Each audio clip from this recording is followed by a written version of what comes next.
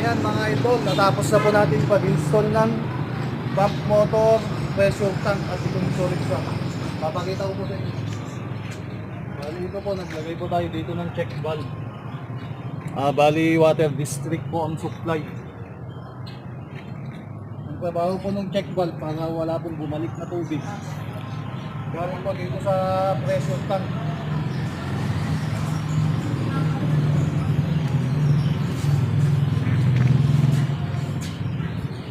Ito po.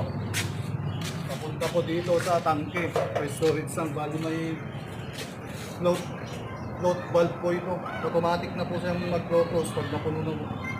Bali ito, meron din po check valve dito para pag umigop po si pump motor, hindi po babalik yung tubig dito sa storage tank. At meron din po check valve dito. Para po si water district, hindi niya po makakargaan po itong pressure tank natin. Saka itong storage tank. Bali nilagyan po ng bypass pag run out. Si water district po magsusupply sa kanila. Ayan, ito po yung bypass. Ayun po yung bypass na.